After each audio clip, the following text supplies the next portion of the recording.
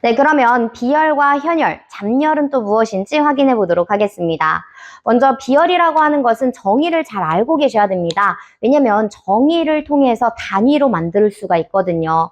비열이란 1g의 물질을 1도씨만큼 상승시키는 데 필요한 열량을 얘기한다. 라니까 단위 어떻게 만들 수 있어요? 일단 열량이다 라는 것이고요. 얘는 1g을 1도씨 올리는데, 즉 1g을 1도씨 올리는데 필요한 열량 얘기하고 있는 거죠. 그래서 비열에 대한 단위는요, 칼로리 퍼 그램 도씨가 되겠습니다.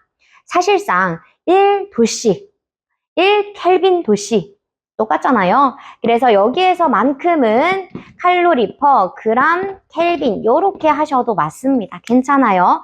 예를 들어서 우리가 0도씨에서 100도씨로 온도가 상승되었다라고 가정을 해보도록 하겠습니다. 그럼 여기서의 온도차는 몇 도예요? 100도가 되겠죠. 100에서 0을 빼는 거니까요. 그러면 273 더해가지고 켈빈 단위로 바꿔서 한번 진행해 보도록 하겠습니다. 273 켈빈에서 373 켈빈으로 바뀌었대요. 그럼 온도차는 몇 도예요? 온도차는 373에서 273 빼주시면 똑같이 100이 나옵니다.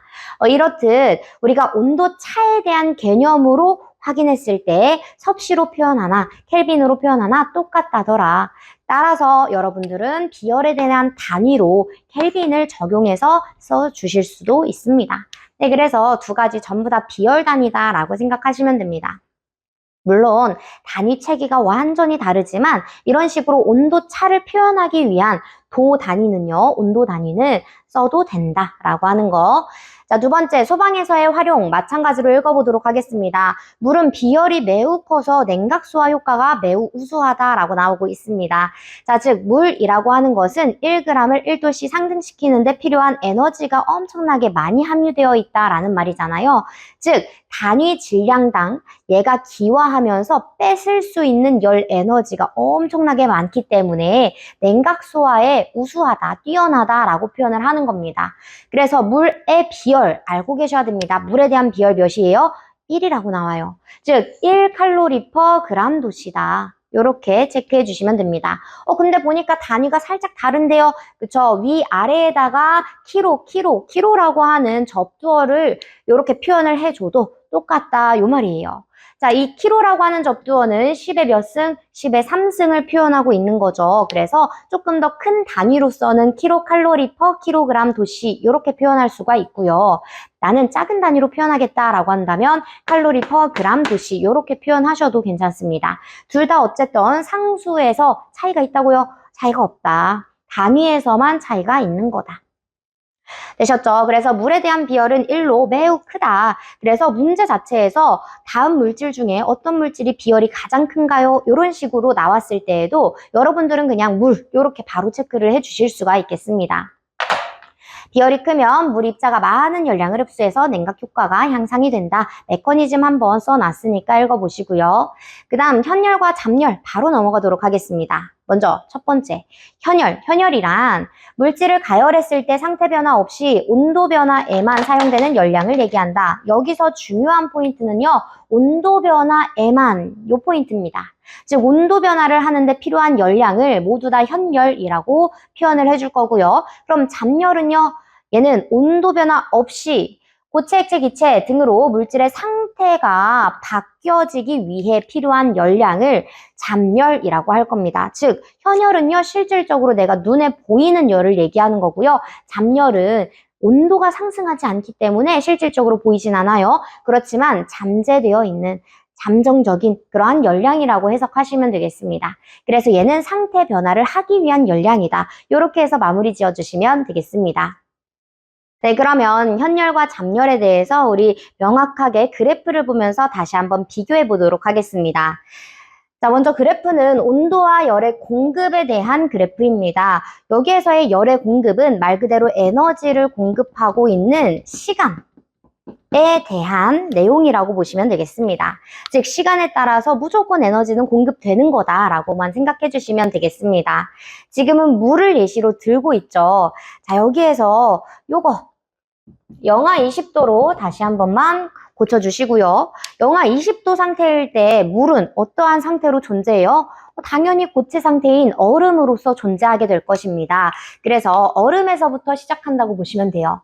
이때 내가 시간의 흐름에 따라, 즉 에너지 공급에 따라서 얘가 0도까지 올라갈 겁니다. 이때 상태는 얼음이니까 그냥 얼음 상태로 계속 유지가 되면서 지금 온도만 변화하고 있네요. 온도만 상승한다라고 볼 수가 있는 겁니다. 이렇게 상태는 변화하지 않았는데 온도가 변화하는 요 구간을 우리 무슨 열이라고 한다? 현열이라고 한다. 그래서 지금은 현열이 필요한 구간이 되겠습니다.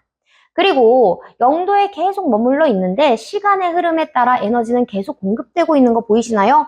바로 이 구간이 잠열 구간이 되겠습니다. 그래서 잠열은요, 온도 변화 없이 상태만 변화하는 데 필요한 열량을 잠열이라고 표현을 해줄 겁니다. 따라서 지금은 얼음에서 물로 변화하는 과정이죠. 우리 요 상태 변화 과정을 뭐라고 표현을 했었어요? 융해라고 표현했던 거 기억하시죠? 그래서 융해 잠열 이렇게 표현을 해줄 겁니다. 자, 우리 융해 잠열은요, 물의 경우에는 얘도 암기해 주셔야 됩니다. 얘는 80kcal/kg이 되겠습니다. 혹은 80칼로리/g이 되겠죠. 여기서 온도차 있나요? 온도차 관련 없으니까 단위에서도 볼 수가 없는 거예요. 무조건 기억해 주셔야 되고요. 그리고 다시 한번 0도씨 물에서 에너지를 가했을 때 온도 쭉 올라가겠죠? 어디까지? 100도씨까지. 물에 대한 끓는 점이 100도씨이기 때문에 우리 100도씨까지 물 상태로 쭉 올라간다라고 보시면 됩니다. 그러면 물 상태로 쭉 온도만 변화하고 있기 때문에 이 구간 마찬가지로 뭐라고 해요? 현열이라고 해줄 겁니다. 자, 그리고 다시 물에서 수증기로 기화하는 부분이 있겠죠. 얘는 보니까요, 100도씨에 머물고 있는데 계속해서 에너지는 공급된다라고 하고 있습니다. 그리고 살짝 보시면은 융의 잠열 요 구간보다도 기화 잠열 요 구간이 조금 더 길지 않나요? 네, 맞아요. 요 기화 잠열 요 부분이 훨씬 더 열 소모량이 크기 때문에 그렇습니다. 열 에너지 공급량이. 네, 그래서 여기에서 열이 훨씬 더 많이 들어가야 되기 때문에 훨씬 더 길다라고 하는 것을 한번 체크해 보시면 되겠습니다. 즉 여기에서는 온도 변화 없이 상태 변화하는 데 필요한 열량이라고 했으니까요. 잠열이라고 할 거고 이때 기화 잠열은요. 539 kcal/kg이 되겠습니다. 작은 단위로 표현을 해보자면 539 칼로리/g이 되겠죠. 도시 없습니다. 온도차는 고려되지 않아요. 그래서 잠열 단위에 온도 들어가면 안 됩니다. 네, 그리고 다시 한번 수증기에서부터 에너지 가해주면 온도는 쭉 올라가면서 이때는 수증기 상태로만 존재할 수 있겠죠. 그래서 이러한 그래프를 확인을 해볼 수가 있겠습니다.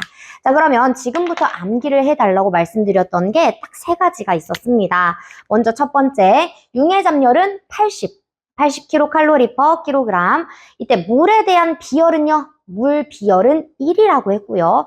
1, 비열에 대한 단위 기억하시나요? kcal/kg 도시 1kg의 물을 1도씨 올리는 데 필요한 열량, kcal 열량이라고 했습니다. 그리고 기화 잠열은 539 kcal/kg이다. 이렇게 해서 세 가지 수치들을 가지고 가시는 겁니다. 우리 그래프를 통해서 현열과 잠열을 비교해봤죠. 명확하게 구분하실 수 있으셔야 돼요. 그럼 문제는 어떻게 나오느냐? 자, 여기 밑에 문제가 조그맣게 적혀 있습니다. 제가 한번 읽어볼게요. 0도씨 얼음 1g이 100도씨 수증기가 되는데 필요한 열량은 이라고 했습니다. 자, 그러면 여기에서 그만 딱 끝나는 게 아니고 여러분들은 상태의 변화 과정을 쭉 한번 적어주셔야 되는 겁니다. 먼저 0도씨 얼음 1g이래요. 그럼 얘가 0도씨니까 녹는 점이겠죠? 얘는 어는 점, 즉 녹는 점이다 라고 했으니까요. 0도씨 됐으면 물 변화할 수 있겠죠. 0도씨 물로 변화한다 라고 적어주시면 됩니다. 그리고 다시 한번 얘는 바로 수증기로 건너뛸 수가 없기 때문에 100도씨까지 에너지를 가해줘야만이 얘가 100도씨까지 올라갈 수 있겠죠. 이때 상태 당연히 물이 될 거고요. 100도씨 땅 되자마자 얘는 끓는 점이니까요. 수증기로 변화할 수 있습니다. 그래서 상태의 변화 과정들을 쭉 일렬로 나란히 적어주시고 그리고 이때 필요한 열이 잠열인지 현열인지 구분해서 적용해 주시면 되겠습니다. 먼저 첫 번째 0도씨 얼음에서 0도씨 물로 변화하는 과정, 우리는 얘는 잠열 과정으로서 융해 과정이다라고 했었죠.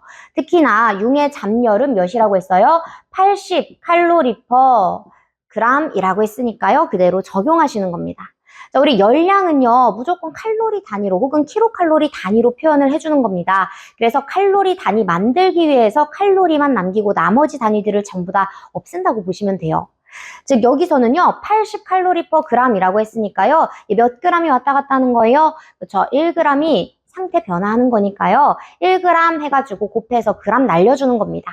즉 0도씨 얼음에서부터 0도씨 물로 변화하는 과정은 80 칼로리가 필요하다라고 보실 수가 있는 겁니다. 자, 그 다음 0도씨 얼음 0도씨 얼음에서 0도씨 물 했으니까요. 0도씨 물에서 100도씨 물까지 변화하는 과정에서 필요한 열량을 체크해 보도록 하겠습니다. 이때는 상태 변화는 없고요. 온도 변화만 고려가 되어야 되니까 현열이겠죠. 현열은요. 무조건 비열이 필요합니다. 우리 물에 대한 비열 몇이라고요? 1이다. 그쵸? 1칼로리 퍼 그램 도시다라고 했습니다. 여기서 몇 g이? 1g이 왔다 갔다 할 거고요. 곱하기 온도 차는요?